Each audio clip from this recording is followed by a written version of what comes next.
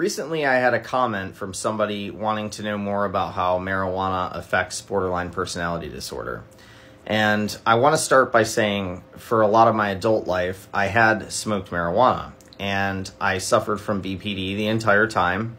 I am a BPD survivor, so I do have a grasp over the entire situation here.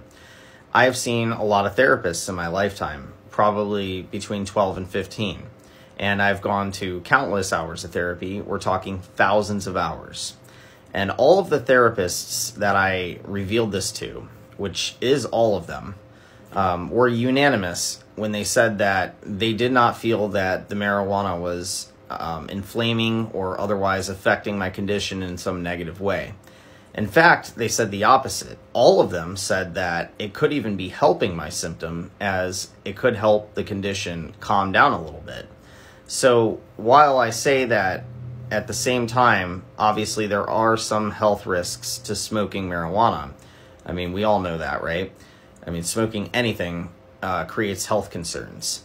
So, if somebody's smoking like 10 joints a day or something like that, I mean, you might want to tone that down a little bit, guys. That's a little bit crazy, and that's not going to give your senses any chance to try to learn how to get ahead of the symptoms.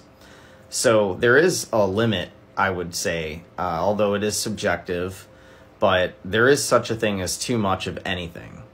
But in the general sense of how marijuana and BPD get along or whatever, I mean, I would suggest that that individual focus on the symptoms of the BPD, not the marijuana, because the symptoms are what are wreaking havoc on our life, right?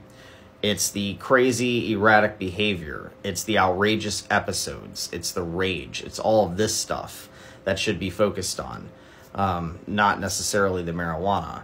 And, that's a whole nother topic of discussion, like how to treat a marijuana addiction, for instance, if you were to say that you had one. But, I would say the primary concern most certainly is the borderline personality disorder symptoms. And marijuana is by far a weak substance compared to other things. So it's not like we're talking about the inflammation we'd get out of something like alcohol, which most certainly inflames BPD symptoms. So those are my thoughts on that topic. I do hope that this video helps somebody.